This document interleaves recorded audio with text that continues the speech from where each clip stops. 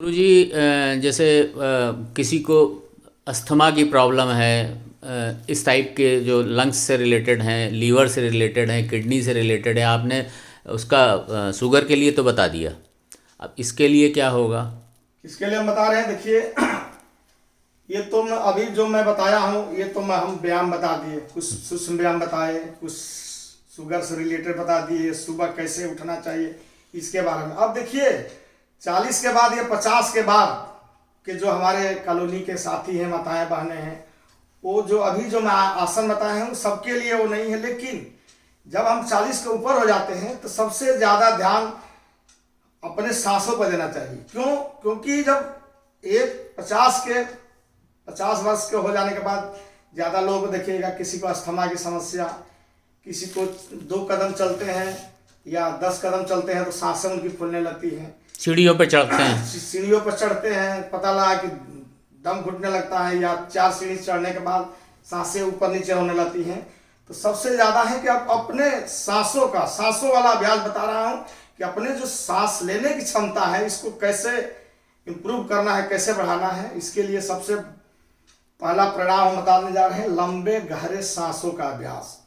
और लंबे गहरे सांसों का अभ्यास को जीवन का आधार भी कहा जाता है। और एक बात और ध्यान दें कि जो भी हम प्राणायाम करें तो मेन करने को तो आप टीवी पर और मेन यूट्यूब पर लोग देखते रहते हैं, लेकिन जो सही तरीका सबसे पहले ध्यान देना है कि सही पोस्चर में बैठकर कोई भी प्राणायाम करें। तो उसके लिए क्या होता है कि जो नहीं बैठ पाते हैं, पहला सुखासन, नहीं बैठ पा रहे हैं तो सुखासन में बैठिए। देखिए, सुखासन ये है। फिर एक होता है अर्धपद्मासन, एक पैर, ये अर्धपद्मासन हो गया। फिर होता है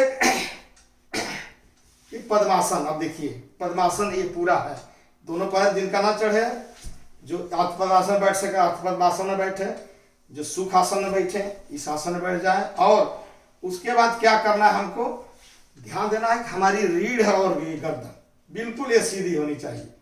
अब देखिए, पहले बता रहा हूं लंबे गहरे सांसों का अभ्यास।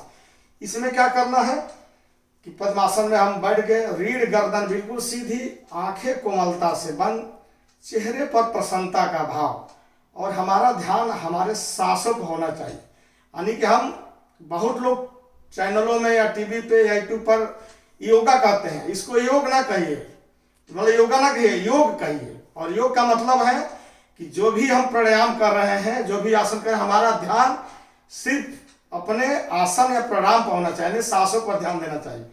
अब इसके लिए क्या करेंगे, बैठ गए और ये देखिए, दोनों हाथ जो है ये ज्ञान मुद्रा ये है, दोनों ये हमारा क्या कहते हैं इसको, तर्जनी और अंगूठा, ये दोनों मिलाइए, 3 उंगलियां बिल्कुल सीधी, रीढ़ गर्दन बिल्कुल सीधा, आंखें कोमलता से बंद।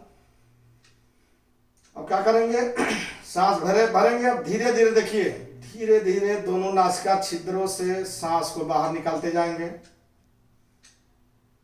सांस को बाहर निकालते जाएं। पेट के मांसपेशी देखिए, धीरे धीरे पेट के मांसपेशी को संकुचित करते जाएं। नाभि मूल रीढ़ से लगाएं। अब नाभि मूल रीढ़ से लगाने का मतलब ये रीढ़ से नहीं लगेगी, लेकिन इसको नाभि की तरफ अंदर खींचिए, संकुचित करिए और मूल बंद लगाइए। मूल बंद बहुत आवश्यक होता है।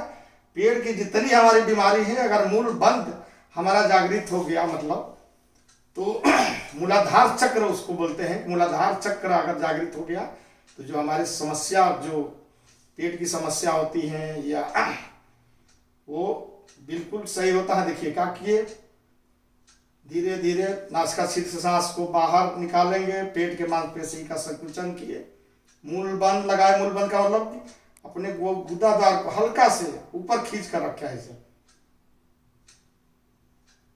धीरे धीरे सांस को, यानी पेट के मांसपेशी को धीरे धीरे ढीला छोड़ते जाएंगे। सांस भर लिए पूरा, फिर नासिका छिद्र से सांस को बाहर निकालते जाए।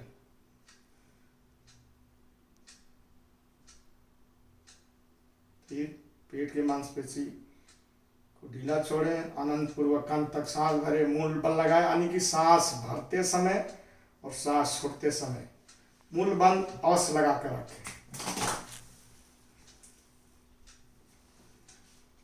अब देखिए, जो अभी बताए हम लंबे गहरे सांसों का अभ्यास। जो हम सांस लेते हैं, जो सांस हम भरते हैं, इसको हम बोलते हैं प्राणवायु, यानी कि शुद्ध शुद्ध वायु जो है वो हम अंदर ले रहे हैं। और धीरे धीरे जब सांस नासिका छिद्र से सांस को बाहर निकाल रहे हैं तो पेट में हमारे अंदर जो गंदी हवा, उसको अपान वायु बोलते हैं, उससे सम्मिलित, उससे धीरे धीरे बाहर निकलती है।